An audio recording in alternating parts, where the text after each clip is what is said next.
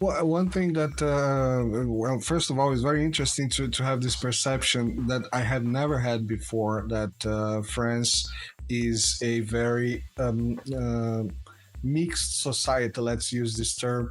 I mean, in Italy here, it's very clear. You know, you go 2, 3, 4, 5 kilometers from where I live, there is another language, you know, another dialect, and all over Italy you have, you know, hundreds, perhaps thousands of dialects. And also Italy, as it is today, is a very young country, and I had. You know, we have this perception that in Brazil we learned that Europe is the old continent, because of course we are the new continent. Um, so we have this perception that, you know, European countries are as they are for, you know, since Jesus. Let's put it like that. And well, it's not. Of course, we don't learn like that, but you know, your mind ends up thinking, you know, this has been like that forever, since forever, and it's not actually accurate. If we get even recent events, we can see the division of frontiers in the Balkans, for example, that were you know, 20 years ago, Yeah. 20 something years ago. I was already an adult by the time. Yeah. And another thing was that this creation of you know, a census of nation. And also very important is that, well, yeah, of course, the vacuum of power that we were talking about, but the perception. This was I kind of missed this thought for a second, so now I got it back.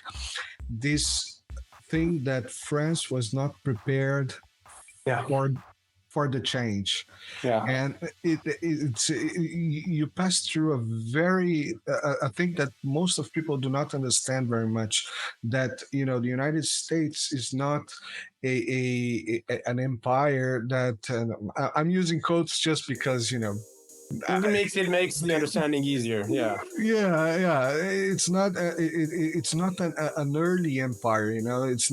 It has not risen after World War II and Mhm. fallen now, I mean, in 30 years, Yeah. or 40 years or 50 years. um, this is it's a wrong concept. You have, if you get the graph, so if you have investors, for example, if you watch some investors, they analyze the empires by the economic Yeah. growth and decay, and you see that the American empire was more or less in the same range of British Empire and all other empires in the planet, a cycle of around 200 years, more or less. And people at that time was not watching the change of hands. As I Mhm. said, you know, it's not that the British Empire was still there.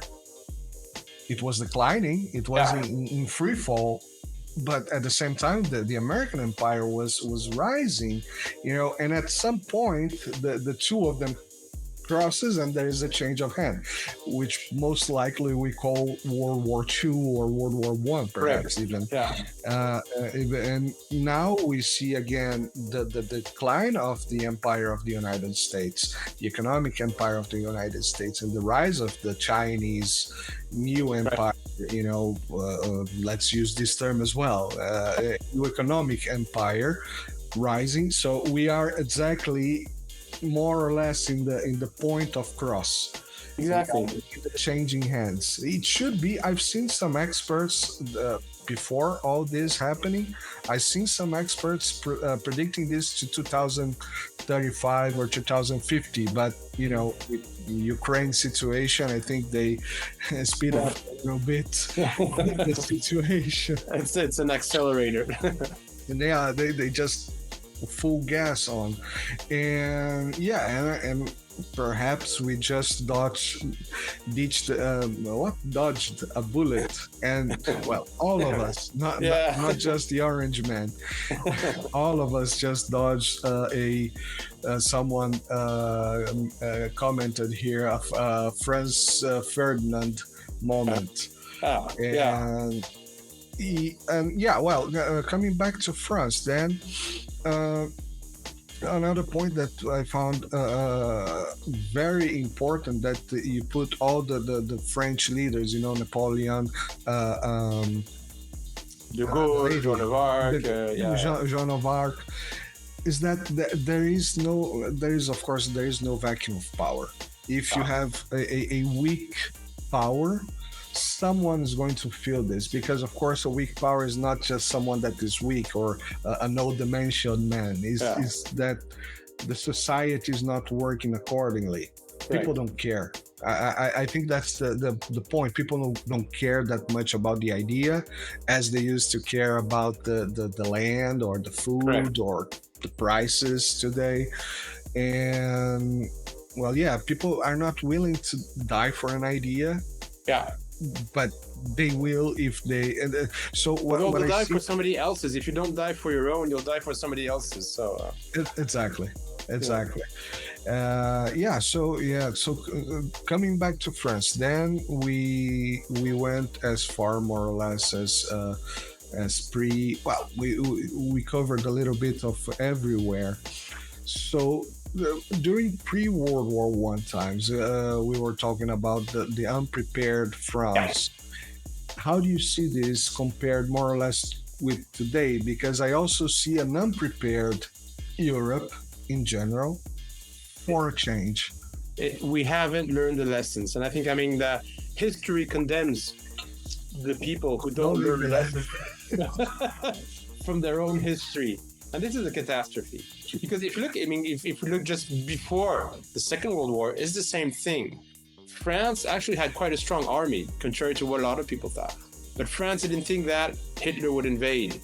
France was not prepared, and France had an army, but it didn't have that mentality. It wasn't ready to fight.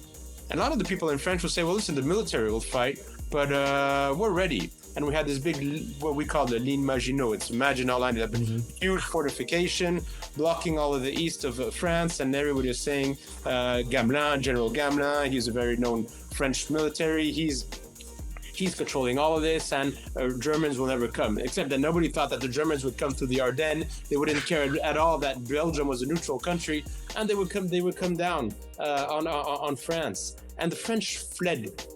And this was extremely difficult because France is a warrior nation at the beginning. The Gauls, the Celts, the Franks, and it's a country, as I said, which was built on war. It was built on alliances, but also on war. And the French were a warring nation at a moment where everybody in Europe was fighting, but the French were, I would say, on the winning side of these wars. And all of a sudden, the First World War, they died heroically, really.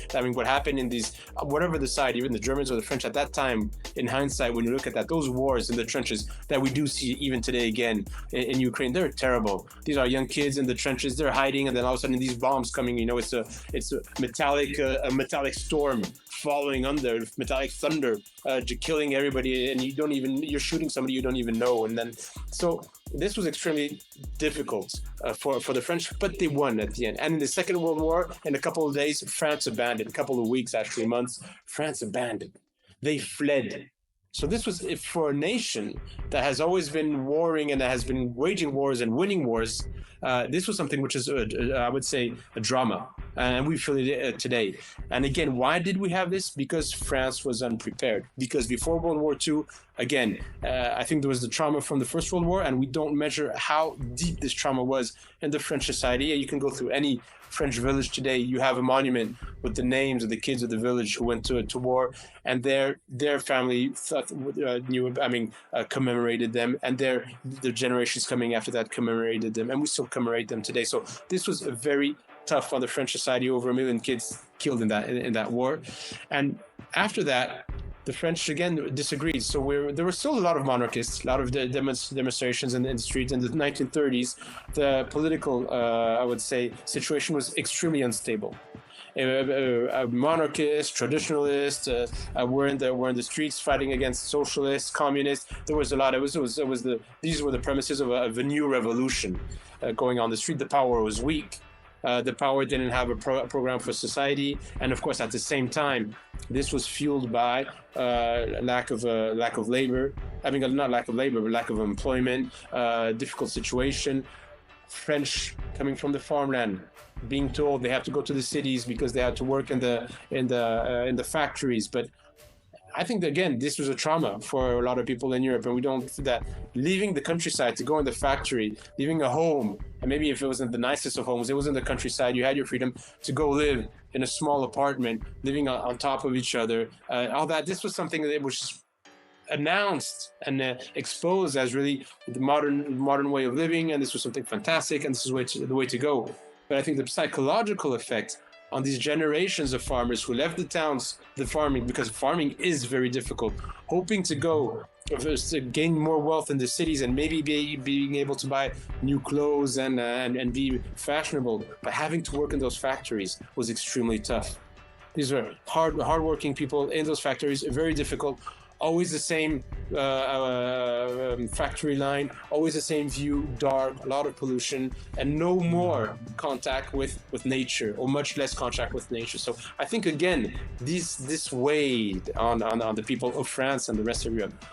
But France, arriving to World War II, a lot of infighting, no clear vision on which direction the French society were to go, no strong man, and the idea that the French military had everything under control.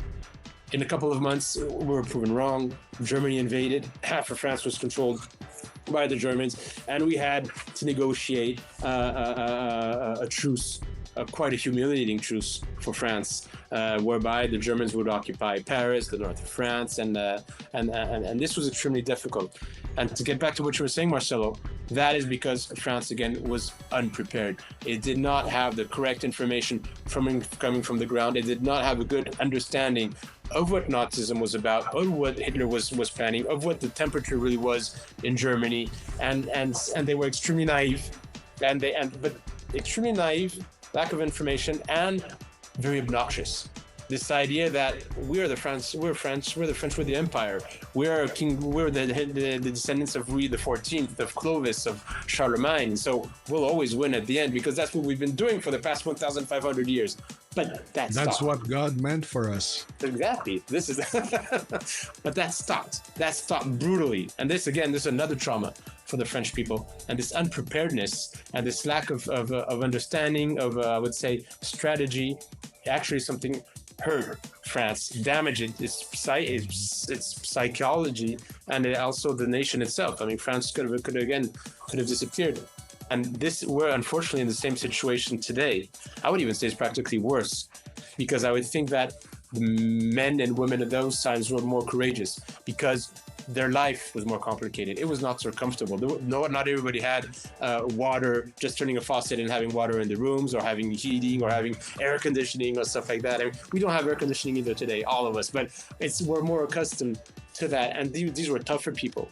And it was humiliating. And for the more poor people, the only thing they had was the nation, was the country, and seeing that they felt abandoned by their elite. And if you look at today, people in the 40s, they were ready to fight. There was a resistance to France. I mean, the army wasn't ready, but there was a resistance. And even though a lot of people in the French population did very well under the Germans and were happy to collaborate, there was a resistance, a quite courageous resistance. And today, we don't even have. We have less of that spirit of resistance. Our political leaders are far from being anything close to Napoleon, to a Clemenceau, to Louis XIV or St. Louis, Louis IX. Very far from that. The country is still... You're saying Macron is not Le Petit Napoleon? Let that be our little secret. He is far. Because Napoleon was a military man, and we could think whatever we want, but he helped develop the French legal system, the constitution, a lot of the institutions we've got in France today have been started, or I would say developed under Napoleon. So he was a statesman. So he had the idea of what a state would be. He made errors, but he did a lot of things that we still have in the French culture and the French politics today. Macron was not going to leave any heritage to the French politics. If there still is a world, I should say, in the next century, I mean, he won't even be a line in or maybe the one of the presidents which was responsible for plunging us into the war and wanting to pay bullies with a country with a nuclear power, which is GDP in PPP is stronger than ours, which is one of the richest countries on the continent, and saying that we're going to go to war. You know, this is something which is, I mean, preposterous. This hurts the French image. This is giving a very bad image, and the French show this in the elections. I mean, in the latest elections, I mean, and this could be something actually quite positive, because whether the French voted more on the left or more on the right, they definitely showed that they did not like Macron, and they did not like this extreme center of I would say, an elite which is more and more perceived as being anti-social, anti-democratic, anti-people, pro-war, pro-oligarchs. And I think that with the help of the work which is being done on the internet and just people opening up their eyes, a lot of people are starting to say, okay, wait, what are we in this country for? We don't want to win a status of enemy. That means there's nothing more less things anyways that bind the people together. What is a nation? I mean, a nation, what is it? I mean, we've been so much divided as under different consumer minorities or different sexual minorities, or even different minorities, ethnic minorities, while the countries in the West are being divided. And this is those who are above us, they've been to this divide et impera. You know, this is the motto of empires: divide and rule. And so we've been so much divided so that people won't be ready to fight for anything, and let alone France, because people would say, I'm not going to fight for France because that's not my idea of France. And at least during the First World War, they didn't agree. They said, I'm a monarchist, I'm a Republican. Okay, but we'll fight for France because we still believe in something called France. And today, this is dying out. So if France were to go to a war, I think this would be quite an easy place to take, even though we've got the biggest army in the West. I mean, if somebody's thinking about it, maybe now's the time. If everybody has a long revenge to take on France, unfortunately, it would be now. And that's quite sad.